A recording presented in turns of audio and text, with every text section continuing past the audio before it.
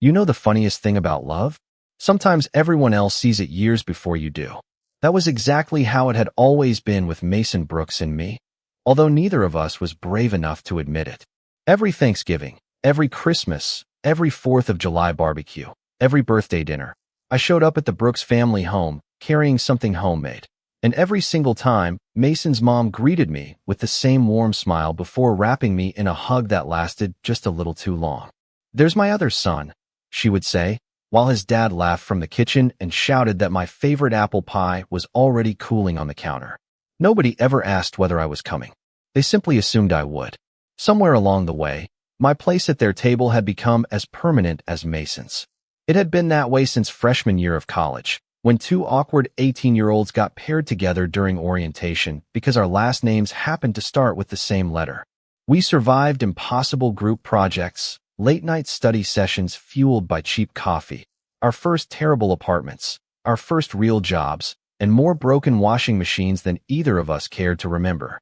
7 years later, our friendship had settled into something so familiar that it felt impossible to imagine one life without the other. Every Sunday morning, Mason texted exactly 3 words. "Farmer's market today?" Every Sunday, I answered before finishing my coffee.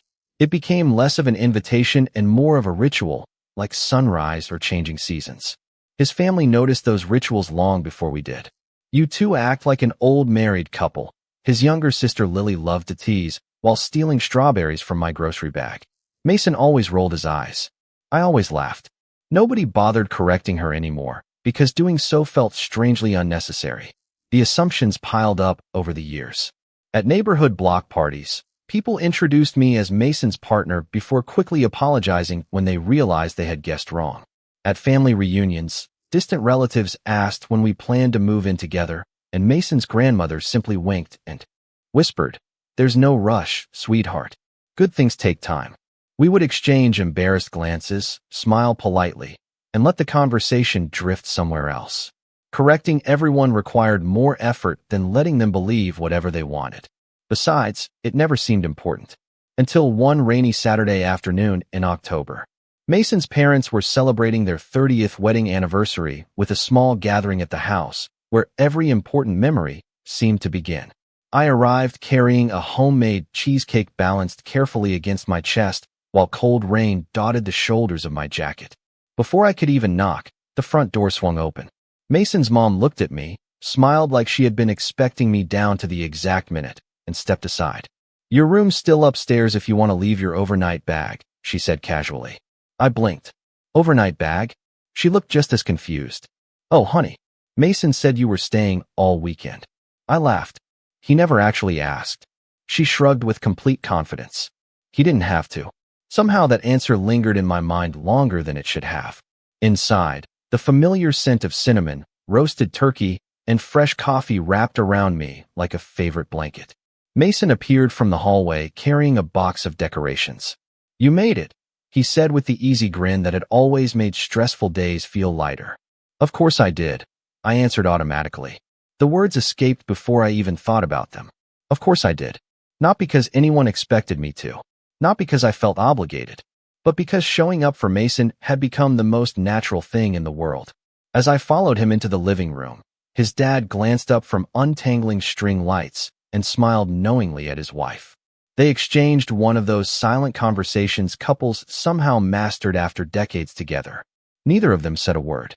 They simply looked at us standing side by side, moving around each other without thinking, finishing each other's sentences, reaching for the same box at exactly the same time. It wasn't amusement I saw on their faces. It was certainty, and for reasons I couldn't explain. That certainty made my heart stumble in a way it never had before. The anniversary party unfolded the way every Brooks family gathering always did, comfortably chaotic and effortlessly warm. Mason's cousins filled the backyard with laughter while his uncles debated football beside the grill, as though the outcome of games from 10 years ago still mattered. His nieces chased one another across the lawn with glowing bracelets they insisted were magical, and somewhere inside the house his grandmother was teaching a neighbor's little girl the secret to perfectly flaky pie crust. I drifted through it all with the strange ease of someone who had attended these gatherings for so many years that nobody questioned whether I belonged there. Mason handed me a pitcher of fresh lemonade without saying a word because he already knew I would notice the empty glasses before anyone else did. I refilled drinks while he carried platters from the kitchen, and somehow we never bumped into one another despite crossing paths every few seconds. It was a rhythm we had perfected over years of ordinary moments. "You two are doing it again," Lily laughed as she watched us move around the crowded kitchen. "Doing what?" I asked. "That weird mind-reading thing. He reaches for the ice before you even ask. You grab napkins before he notices they are gone. It is honestly a little creepy." Mason shrugged with a grin. "We have known each other forever." "Exactly," Lily replied with exaggerated satisfaction. "That is my point."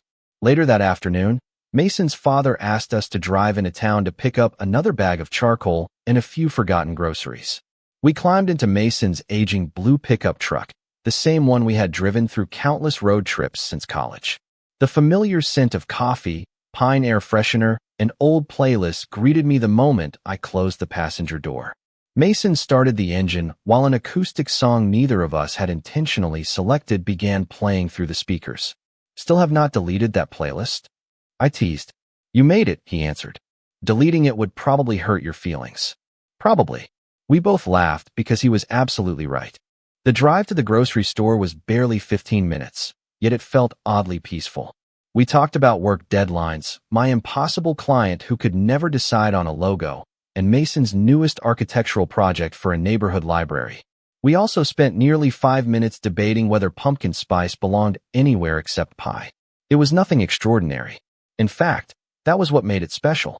Every conversation between us carried the quiet comfort of people who never felt pressured to impress each other. At the checkout line, the cashier looked from me to Mason before smiling warmly. "You two have separate rewards accounts, or just one?" she asked. I opened my mouth to explain, but Mason casually answered first. "One is fine." The words came so naturally that neither of us realized what he had said until the cashier nodded approvingly and continued scanning our groceries. Back in the truck, I glanced at him. "You know she thought we were together." Mason kept his eyes on the road. "People think that all the time. Does it bother you?" He considered the question longer than I expected. "Not really.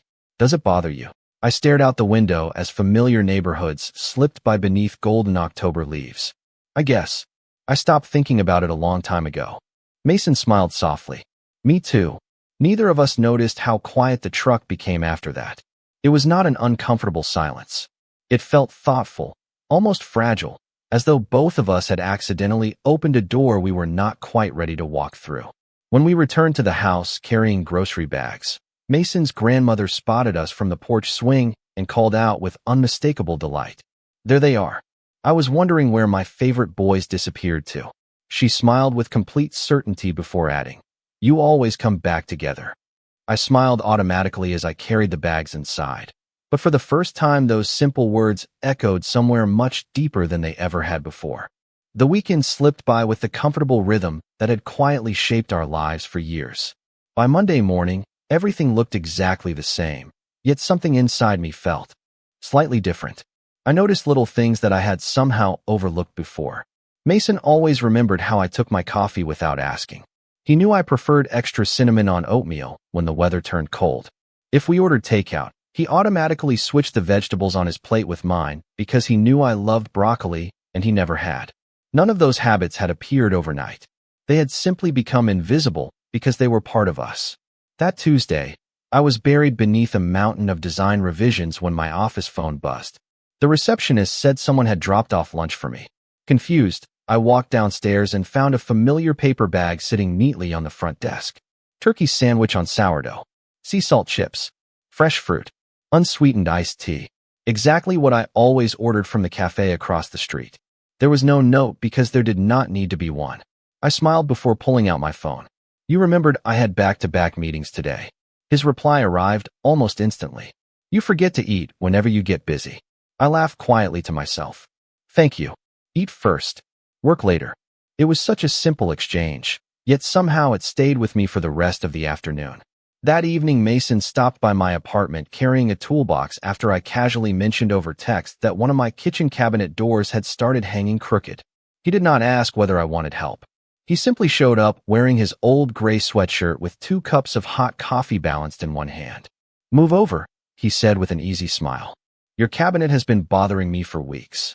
You have not even seen it. I have known you long enough to know you probably ignored it. Unfortunately, he was right. 20 minutes later, the cabinet closed perfectly again. Before leaving, he quietly replaced the batteries in my smoke detector after hearing it chirp once from the hallway. Then he watered the neglected plant sitting beside my living room window without saying anything at all. You know, I said while walking him to the door, sometimes I think you know this apartment better than I do. He grinned. Somebody has to. After he left, I stood in the unusually quiet apartment looking around at all the tiny problems he had solved without expecting recognition. The crooked cabinet, the dying plant, the empty refrigerator now holding leftovers he insisted I keep. None of it felt dramatic. It simply felt caring. A few days later, I met my coworker Amanda for coffee during lunch. She listened patiently as I described the anniversary party and all the jokes Mason's family constantly made. She stirred her latte before giving me a curious look. Can I ask you something? Sure. When was the last time somebody took care of you the way Mason does? I opened my mouth to answer, but nothing came out. Amanda smiled gently. I'm not talking about fixing cabinets. I mean really taking care of you. Paying attention. Remembering things before you even say them. I looked down at my coffee, searching for an answer that refused to appear. She continued softly. Sometimes we stop noticing the people who love us because they have been standing beside us for so long that they become part of the background. I started to object, to explain that Mason was simply my best friend, but the words suddenly felt uncertain. On my walk back to the office, my phone vibrated again. A message from Mason appeared on the screen. Forecast says heavy rain tonight. Do not forget your umbrella. I left it in your trunk after our farmer's market trip. I stopped on the sidewalk, staring at the message while people hurried past me in every direction. Slowly, almost without realizing it, I smiled. For the first time in years, I found myself wondering where friendship quietly ended and something much deeper had begun. October slowly surrendered to November, and with the colder mornings came the annual charity festival downtown that Mason and I had volunteered at together for the past 4 years. It had become another tradition neither of us ever questioned. We spent the morning setting up folding tables, hanging handmade decorations, and helping children decorate paper ornaments for the community holiday tree. By lunchtime, the square buzzed with families carrying cups of hot chocolate, while local musicians played familiar songs. Beneath strings of white lights, I had just finished arranging artwork for the silent auction when a cheerful voice interrupted my concentration. Excuse me, are you Ethan? I turned to find a woman about my age wearing a visitor badge from a neighboring design firm. She smiled warmly. I am Claire. We met briefly during the regional design conference last spring. I recognized her almost immediately. We chatted easily about work, new projects, and the small creative community that somehow made every professional event feel like a reunion. Before long, we were laughing over a shared memory about a presentation that had completely lost power halfway through. Would you maybe like to get coffee sometime? Claire asked with an easy confidence. I would love to hear more about your illustration work. Before I could answer, another familiar voice drifted across the booth. Ethan, they need more donation forms at the welcome table. Mason approached carrying 2 cardboard boxes, his usual relaxed smile appearing the moment he saw me. Hey, he said. I have been looking everywhere for you. I introduced them, and Claire greeted him politely. Mason returned the greeting just as kindly, but something about his expression shifted for the briefest moment before settling back into its usual calm. It was so subtle that I almost convinced myself I had imagined it. Claire glanced between us with an amused smile. Well, I guess I finally get to meet the famous Mason. We both looked surprised. Famous? I asked. She laughed softly. You mention him more often than you realize. Every conversation somehow circles back to your best friend. My face immediately grew warm. Do I really? Constantly, she replied. Honestly, I assumed you were together until someone told me you were just friends. She said the last 2 words with gentle uncertainty, as though she was no longer completely convinced they were true. Mason chuckled politely. Apparently we hear that a lot. Claire smiled again before checking the time. I should let you both get back to work. Ethan, if you still want that coffee, here is my number. She handed me a business card, waved goodbye, and disappeared into the growing crowd. I slipped the card into my jacket pocket while Mason quietly lifted one of the heavier boxes. We walked toward the welcome table without speaking for nearly a full minute. Finally, I broke the silence. She seemed nice. She did, Mason answered. You should probably call her. His voice sounded perfectly normal. Too normal. You think so? Why would I not? He asked with a small shrug. You always say work keeps you too busy to meet new people. I searched his face for some hint of what he was actually thinking, but Mason had always been impossible to read whenever something truly mattered to him. The afternoon continued as if nothing unusual had happened, yet the easy rhythm we normally shared felt just slightly off. We still finished each other's tasks without speaking. We still packed supplies into the truck together after sunset. We still stopped for dinner at our favorite neighborhood diner on the drive home. Everything looked exactly the same from the outside. But while we waited for our meals, my phone buzzed with a message from an unfamiliar number. It was Claire. She thanked me for the conversation and asked whether I would be free the following Saturday afternoon. I stared at the screen for a moment before locking the phone again. Across the table, Mason looked up from his coffee. Everything okay? I nodded automatically. Yes. He smiled, although it did not quite reach his eyes this time. Neither of us realized it then, but that single unanswered text had quietly become the first tiny crack in the comfortable world we had spent years building together. I waited until Thursday evening before replying to Claire. I thanked her for the invitation, admitted that work had been overwhelming lately, and agreed to meet for coffee on Saturday afternoon. Her response arrived almost immediately, cheerful and effortless, suggesting a quiet cafe overlooking the river where local artists often displayed their work. It sounded pleasant, uncomplicated, exactly the kind of afternoon I had convinced myself I needed. When Saturday arrived, I found myself changing shirts 3 different times before finally settling on a simple navy sweater. As I grabbed my keys, my phone buzzed with a familiar message from Mason. Farmer's market tomorrow morning? My fingers hovered above the screen longer than usual before I answered. I already have plans this afternoon, but tomorrow morning still works. 3 dots appeared almost instantly, then disappeared. A few seconds later, another message arrived. Sounds good. Have fun today. It was such an ordinary exchange that anyone else would have forgotten it within minutes. For some reason, I could not. Claire was exactly as kind as I remembered. We spent nearly 2 hours talking about illustration, travel, favorite bookstores, and the small joys of working in creative careers. She laughed easily, listened carefully, and asked thoughtful questions that made conversations feel natural instead of forced. As we walked along the river afterward, she smiled and admitted, I am really glad you said yes. I almost assumed you would turn me down. Why? I asked. Because every time someone mentioned you at the conference, they also mentioned Mason. She laughed softly. I honestly thought I was asking someone who was already taken. I smiled awkwardly. Apparently, that misunderstanding follows us everywhere. She looked at me for a quiet moment before asking, Does it really bother you? I looked across the water where sunlight shimmered across the slow current.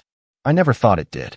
Claire nodded gently, changing the subject without pressing further. She had an easy kindness that made silence feel comfortable. When we finally said goodbye, she thanked me again and suggested we do it again sometime. I promised I would let her know. That evening I drove home, feeling strangely conflicted. The afternoon had been enjoyable. Claire was wonderful. There had been no awkward moments, no disappointment, no reason not to see her again. Yet something felt oddly incomplete, as though I had spent the day trying on a jacket that fit perfectly, but somehow never felt like mine. The answer greeted me before I even unlocked my apartment door. Sitting neatly on the welcome mat was a small paper bag from my favorite neighborhood bakery.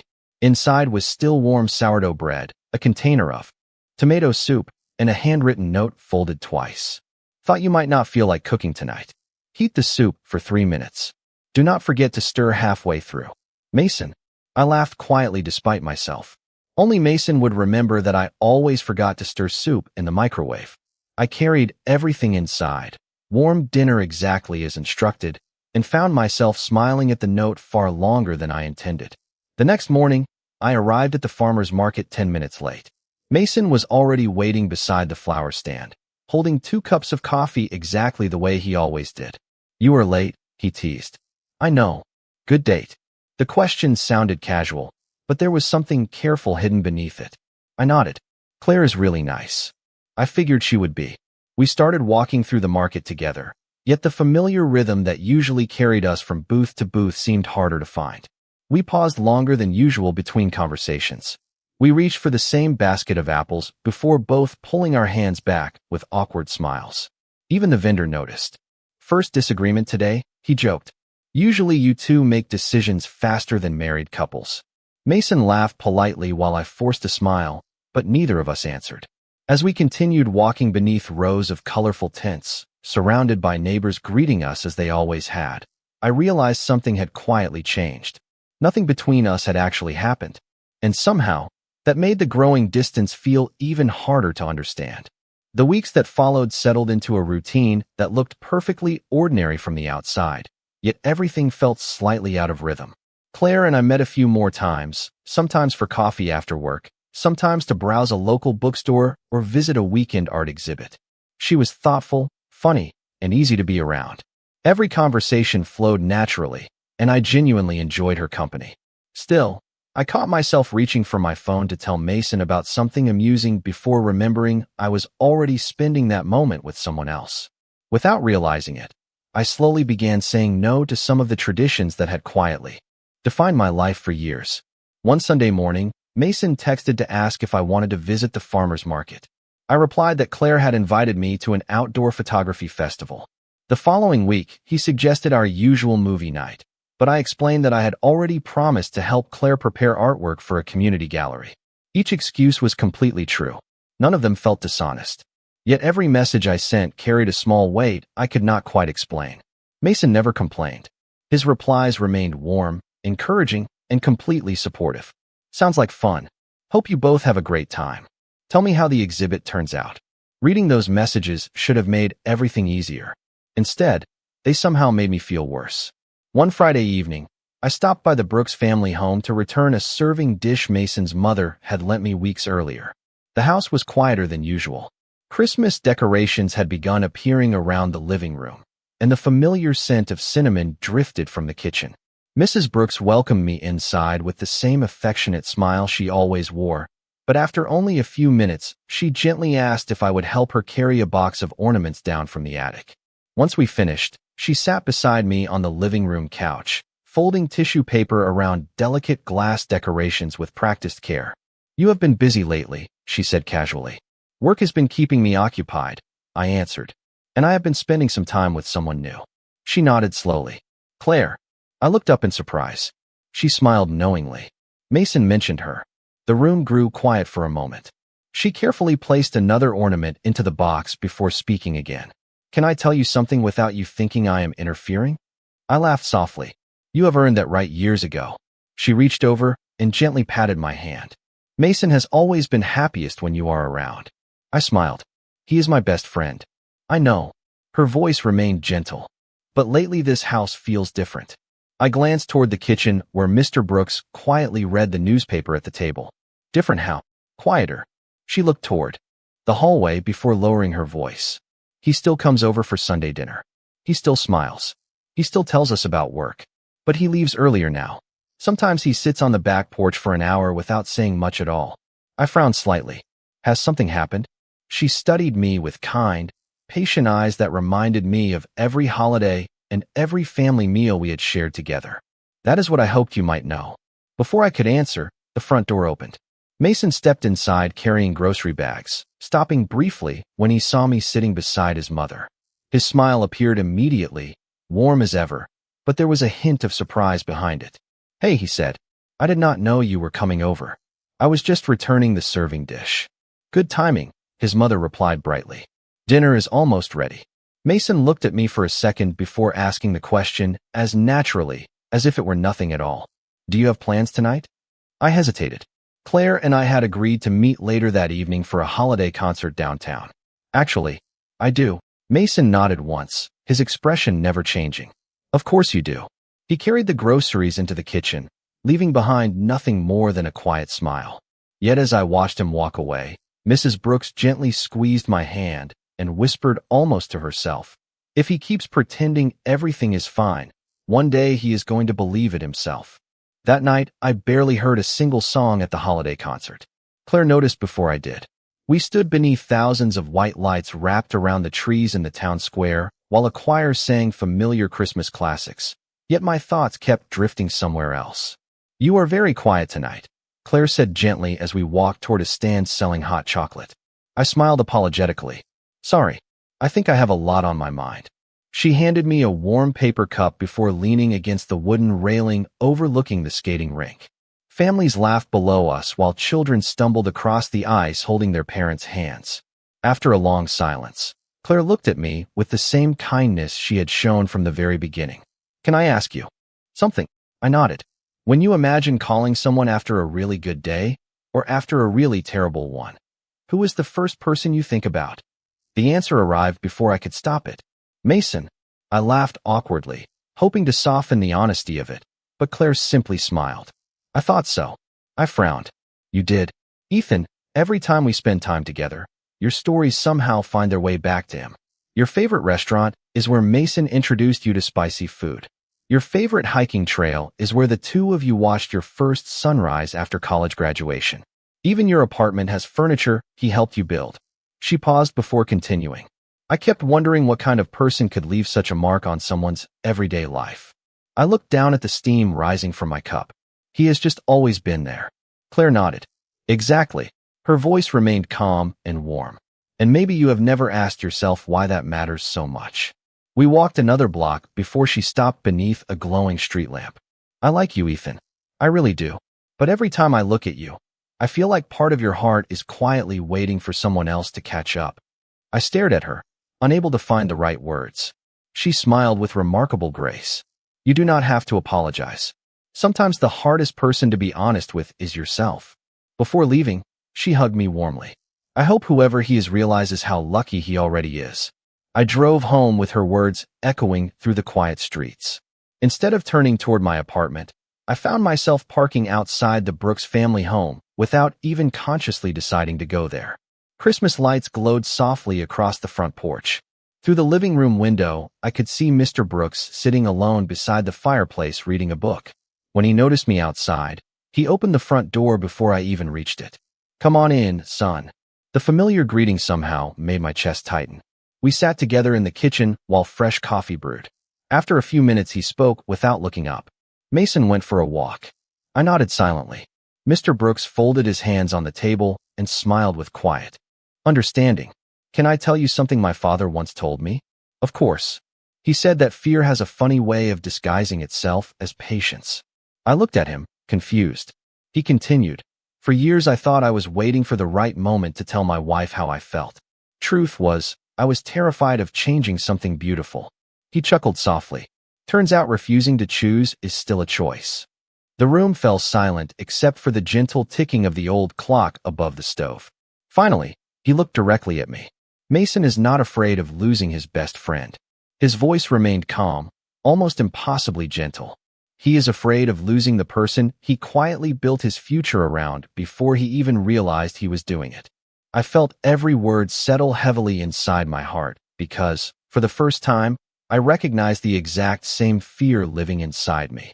Before either of us could say another word, the front door opened, followed by the familiar sound of footsteps entering the house. Mason was home. The sound of the front door closing echoed softly through the house, followed by Mason's familiar footsteps crossing the hardwood floor. He stopped when he saw me sitting at the kitchen table beside his father. For just a moment, surprise flickered across his face before the gentle smile I knew so well returned. "I did not know you were here," he said quietly. Mr. Brooks stood, placed a reassuring hand on his son's shoulder, and smiled at both of us. "I think the two of you have some catching up to do." Without another word, he carried his coffee into the living room, leaving us alone in the peaceful silence. Mason leaned against the kitchen counter, folding his arms loosely. "Everything okay?" Normally I would have answered automatically. Tonight, I could not. Instead, I looked at him and realized how many conversations we had postponed over the years simply because we assumed there would always be another tomorrow. "Can we go for a walk?" I asked. He nodded immediately. "Of course." The neighborhood was almost completely still as we wandered beneath rows of glowing Christmas lights. A light snowfall had begun, dusting rooftops and sidewalks in white. We walked our usual route toward the small park where we had spent countless evenings talking about school, careers, family, and dreams that once felt impossibly far away. Tonight, neither of us seemed eager to fill the silence. When we reached the old wooden bench overlooking the frozen pond, we stopped. Mason slipped his hands into his coat pockets and looked across the quiet water. "Dad said you stopped by unexpectedly," he said. "Yeah." Another pause settled between us before I finally laughed under my breath. I think I have been lying to myself. Mason turned toward me with quiet concern. "About what?" I took a slow breath, searching for words that somehow felt both terrifying and incredibly simple. I kept telling myself nothing had changed between us. I smiled faintly. But everything changed a long time ago. I just never noticed because it happened one ordinary day at a time. He remained silent, listening the way he always had. When Claire asked me out, I continued. I thought maybe I was finally moving forward. "She is wonderful, Mason. She deserves someone who looks at her the way." My voice faltered. "The way I have been looking at you without even realizing it." Mason lowered his eyes, his expression unreadable. "Ethan." I shook my head gently. "Let me finish before I lose my nerve." He nodded. "Every important memory I have somehow includes you. Every holiday, every celebration, every difficult day. You have become the first person I want to call whenever anything happens, good or bad. Somewhere along the way, you stopped feeling like part of my life." I smiled through the emotion gathering in my chest. "You became home." The quiet around us seemed to hold its breath. For several long seconds, Mason did not speak. Then he laughed softly, almost in disbelief, rubbing one hand across the back of his neck exactly as he always did when he felt overwhelmed. "Do you know what I have been telling myself for the last month?" he asked. I slowly shook my head. "That if you were happy with Claire, then I had absolutely no right to complicate your life." He looked at me with the same steady kindness that had carried us through so many years. I kept thinking being your best friend was better than risking becoming nothing at all. I felt tears prick the corners of my eyes as I stepped a little closer.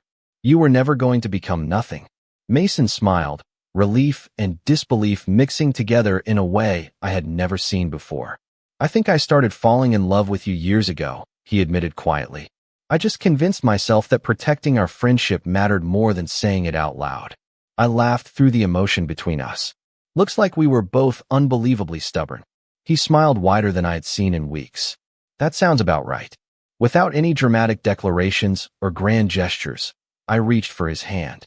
He looked down for only a second before gently intertwining his fingers with mine, as though it was the most natural thing either of us had ever done. We stood there beneath the softly falling snow, saying nothing at all, because after years of finishing each other's sentences, silence had always been the language we understood best. 1 year later, the Brooks family gathered once again beneath the familiar roof that had quietly witnessed so many chapters of our lives. The dining room looked almost exactly as it always had during the holidays. The same handmade centerpiece rested in the middle of the table. The same cinnamon candles filled the house with warmth. The same laughter drifted in from the kitchen where Lily was unsuccessfully trying to convince her nieces that whipped cream counted as a vegetable if it landed on pumpkin pie. Some traditions never changed, and somehow that made the ones that did feel even more meaningful. Mason and I arrived carrying dessert together, just as we had every year before. The only difference was that this time, when he reached for the front door, he naturally slipped his free hand into mine without either of us thinking about it. There was no dramatic announcement waiting inside. There did not need to be one. The moment Mrs. Brooks opened the door and saw us standing there, her eyes immediately fell to our joined hands. She smiled so widely that I thought she might cry. Instead, she simply stepped aside and welcomed us in exactly as she always had. "It is about time," she said with a laugh that filled the entire hallway. Mr. Brooks looked up from the living room, noticed the same small detail, and shook his head with a satisfied grin. "I was beginning to think the two of you planned on making us wait forever." Even Lily pretended to sigh dramatically. "Do you realize how impossible it has been to keep pretending this was a surprise?" Everyone laughed, including Mason and me. The remarkable thing was not that they had guessed correctly. It was that nobody treated us differently afterward. They simply continued setting the table, passing serving bowls, arguing over football scores, and asking whether either of us wanted more mashed potatoes. It felt wonderfully ordinary, as though the only thing that had changed was that we had finally caught up with a truth everyone else had accepted years earlier. A few weeks after New Year's Day, one of Mason's cousins celebrated a spring wedding at a restored farmhouse just outside town. The ceremony overlooked rolling green fields beneath a bright afternoon sky, and guests filled the garden with easy conversation while children chased bubbles across the lawn. During the reception, the master of ceremonies welcomed different members of the family to the dance floor. Then, with a cheerful smile, he glanced toward our table. "And now," he announced, "let us hear it for Mason Brooks and his partner, Ethan Carter." Applause surrounded us as Mason looked at me with the same quiet smile that had first made me feel safe all those years ago. We walked onto the dance floor laughing because neither of us considered ourselves particularly graceful dancers. Halfway through the song, I noticed Mrs. Brooks watching from her table with unmistakable joy shining in her eyes. When the music ended and we returned to our seats, she leaned toward us with the playful confidence only she could manage. "I told everyone years ago," she whispered. "You boys were simply the last ones to figure it out." Mason laughed before wrapping an arm gently around my shoulders. "You were right." She smiled knowingly. Mothers usually are. Driving home that evening with the windows open to the warm spring air, I thought about how often people imagine love arrives with fireworks, grand speeches, or life-changing moments. Ours never did. It arrived through grocery lists, forgotten umbrellas, repaired cabinets, shared traditions, Sunday mornings at the farmer's market, and countless ordinary days that quietly stitched two lives together until separating them no longer made sense. Looking over at Mason as he smiled at the familiar road ahead, I realized the greatest love stories are not always the ones that begin with a dramatic confession. Sometimes they begin with a family setting one extra place at the dinner table, believing without question that you already belong there, long before you find the courage to believe it yourself.